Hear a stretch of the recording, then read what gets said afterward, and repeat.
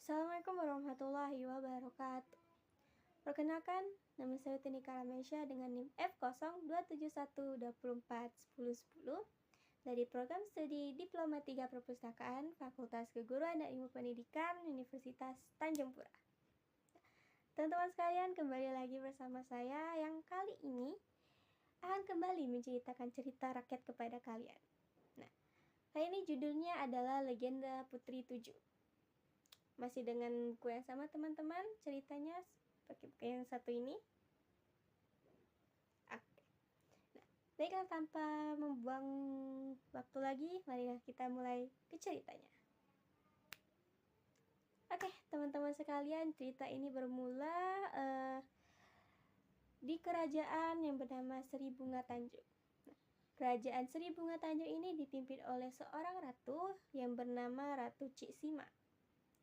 Ratu Cik Sima sendiri memiliki 7 orang putri yang sangat cantik jelita.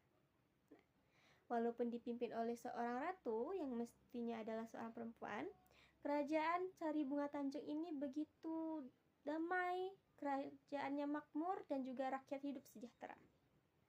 Pada saat itu, kerajaan Sri Bunga Tanjung ini adalah negeri yang sangat damai dan tentram. Kemasyhuran dan juga kabar kecantikan ketujuh putri Ratu Cik Sima ini tentunya menyebar ke seluruh kerajaan dan bahkan ke seluruh negeri. Hingga akhirnya kabar tersebut didengar oleh salah satu pangeran dari kerajaan lain, kerajaan yang jauh, bernama Pangeran Empang Kuala. Untuk mencari tahu kebenaran kabar tersebut, Pangeran Empang Kuala sendiri ingin datang langsung ke kerajaan Sri Bunga Tanjung. Dia pun pergi dengan membawa beberapa pengawalnya yang setia untuk mengikutinya ke kerajaan Sri Bunga Tanjung tersebut.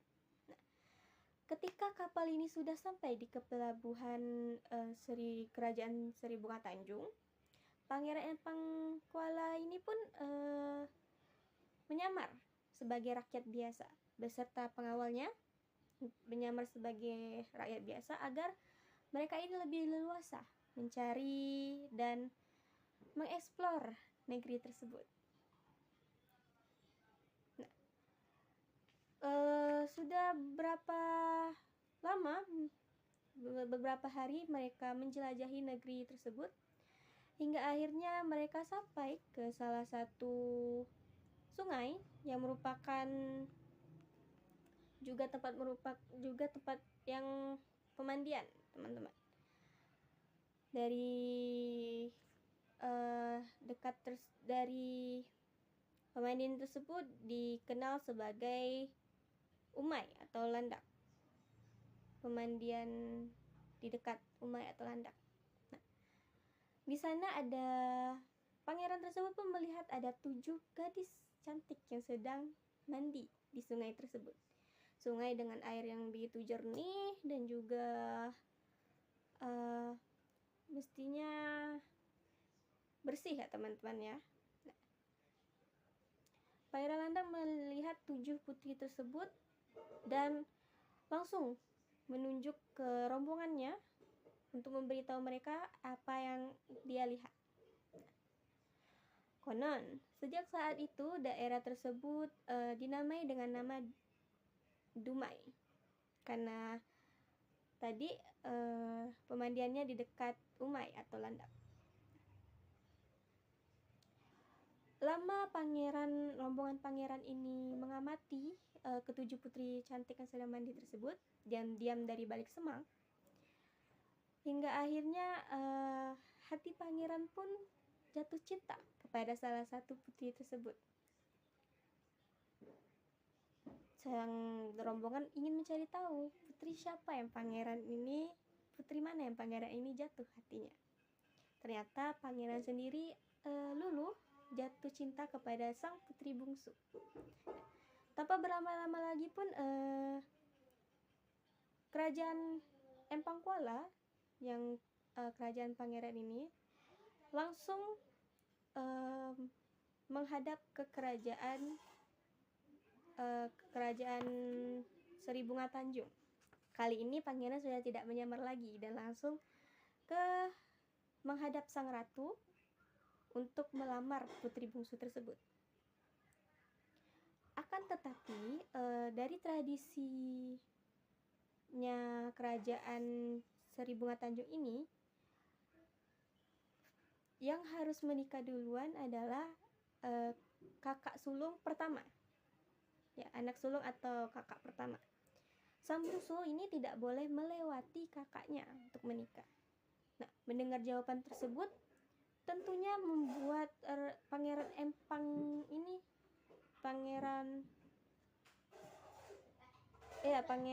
ini merasa marah, hingga akhirnya dia kembali ke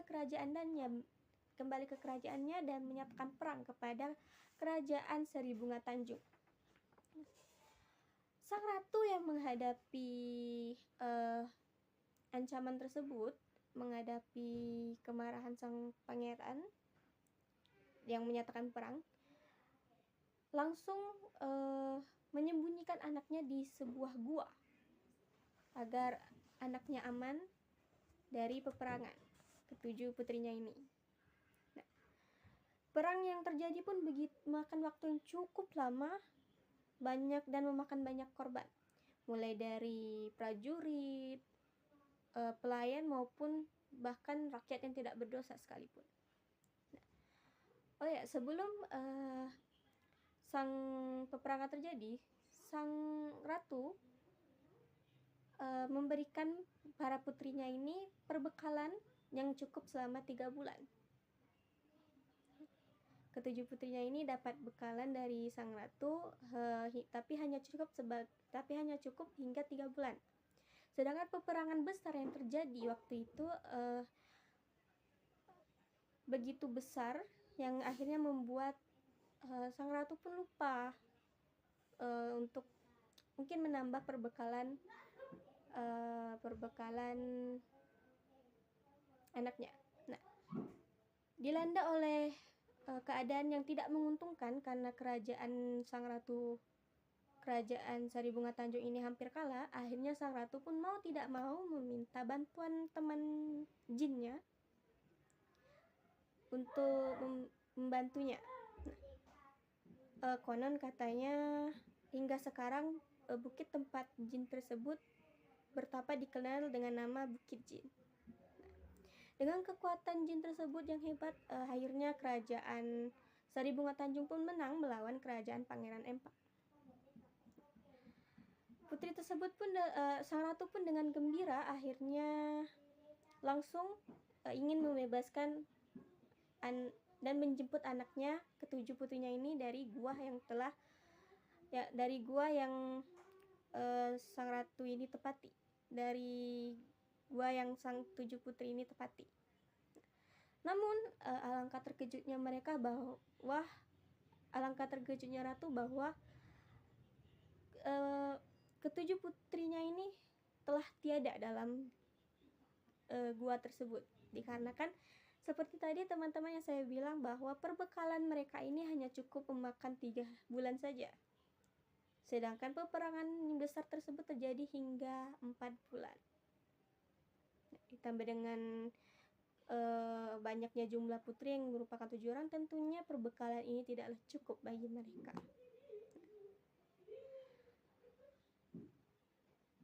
Nah, tentu sang ratu sangat menyesali perbuatannya dan juga bersedih atas kepergian ketujuh putrinya yang seperti itu, yang mengenaskan, tewas karena kelaparan ya. Nah, hingga saat inilah gua tersebut dikenal sebagai Gua Putri 7 yang sekarang dijadikan sebagai kilang minyak. Baik, tamat ceritanya teman-teman. Ya, seperti biasa dalam cerita pasti adanya pesan moral. Nah, pesan moral dari cerita ini adalah peperangan sendiri hanya akan menyengsarakan kedua belah pihak, walaupun dari pihak yang menang ataupun yang kalah. Nah, Jadi teman-teman, usahakan kita tidak berperang, tidak bermusuh kepada satu sama lain ya. Oke. Mungkin itu saja cerita saya pada kali ini. Tentunya setiap video saya akan memberikan 3 pertanyaan ya, teman-teman. Silakan dijawab 3 pertanyaannya. Oke. Baik, teman-teman, mungkin itu saja dari saya. Terima kasih atas perhatiannya untuk mendengarkan cerita saya. Saya akhiri. Oh ya, jangan lupa jawab pertanyaan di kolom komentar ya. Oke. Kalau itu saya akhiri.